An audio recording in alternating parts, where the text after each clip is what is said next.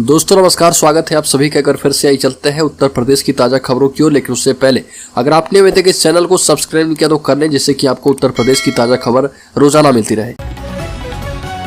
पहली बड़ी खबर, लव जिहाद के खिलाफ देशव्यापी आंदोलन छेड़ेगी विहिप।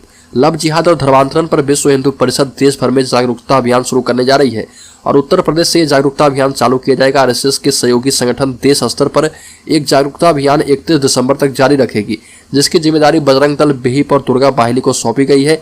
इससे पूर्व में विहिप ने केंद्र सरकार से कठोर कानून बनाने की मांग भी उठाई है।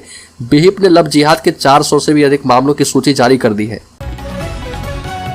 अगली खबर, सवालों के घेरे में निकाय चुनाव आरक्षण सूची। नगर निगम चुनाव के लिए वार्डों की आरक्षण सूची जारी कर दी गई है। प्रदेश के सभी वार्डों की आरक्षण सूची पर शासन की मुहर भी लग गई है। नगर निगम से भेजी गई रिपोर्ट को आधार बनाकर यह सूची जारी की गई। इससे कई दावेदार निराश हैं, जबकि कई पूरे उत्साह से मैदान में डट चुके हैं। वहीं कुछ पत्नियों को मैदान में उतारने की तैयारी में लग गए। कई वार्डों की आरक्षण को लेकर सवाल उठाए जा रहे हैं। पूर्व में आरक्षण का आधार जनगणना को माना जाता रहा। कोरोना के चलते 2021 की होने वाली जनगणना नहीं हो सकी है। आरक्षण के लिए रैपिड सर्वे कराए जाने की जानकारी भी सामने नहीं आई है।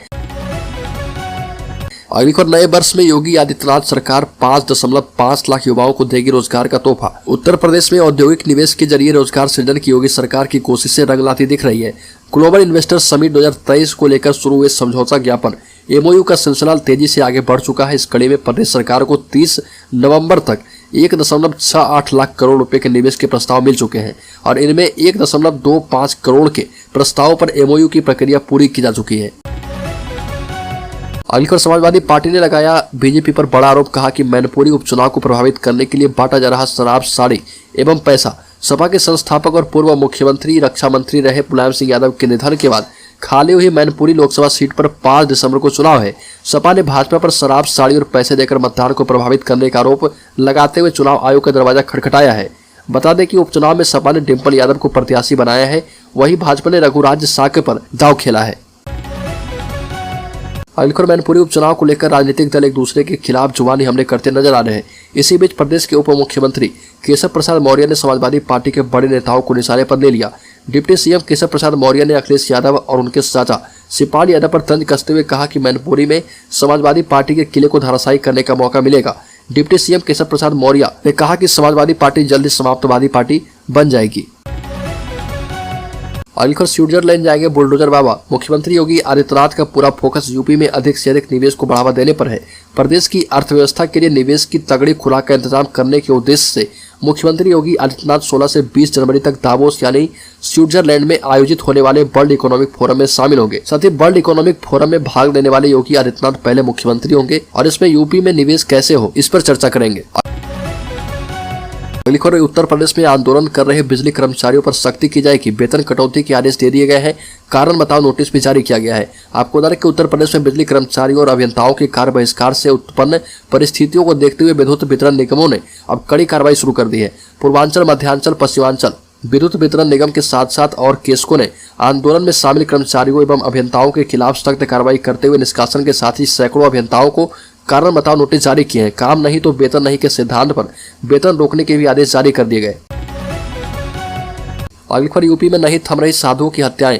अलीगढ़ में एक और कत्ल किया गया। उत्तर प्रदेश में साधुओं पुजारियों की हत्या थमने का नाम नहीं ले रही है। बीते कुछ महीनों से राज्य में ऐसे केस लगातार सामने आ रहे हैं।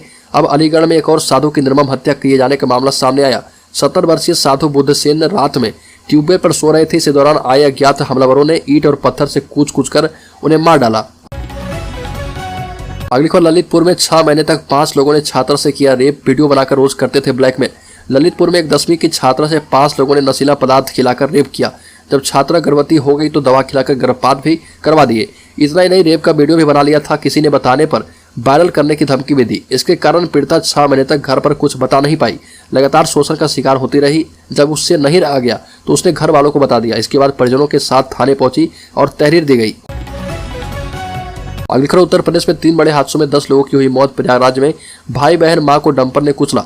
आगरा में 4 की हुई मौत। उन्नाव में 3 जिंदा जले। उत्तर प्रदेश में शनिवार की भोर के बीच 10 घंटे में 3 बड़े सड़क हादसे हुए। इन हादसों में 10 लोगों की मौत हो गई, 11 लोग घायल हुए। आगरा में जयपुर हाईवे पर ट्रेवलर वैन में ट्रक ने टक्कर मार दी। 4 लोगों की मौके पर ही मौत हो गई। दूल्हा सहित 9 लोग घायल हुए। प्रयागराज में हादसे में भाई बहन और मां की मौत हो गई। तीनों एक ही बाइक से कौशाम्बी में शादी समारोह में जा रहे थे। आगे स्वामी प्रसाद मौर्य ने भाजपा प्रत्याशी रघुराज को बताया डकैत।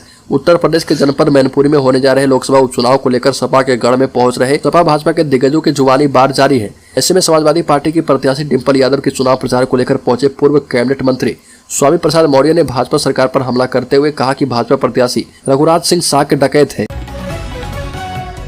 आखिर यूपी में भी चल रही है जोड़ तोड़ की सियासत। अखिलेश ने महाराष्ट्र की तर्ज पर सरकार बनाने के लिए फेंका बड़ा पासा।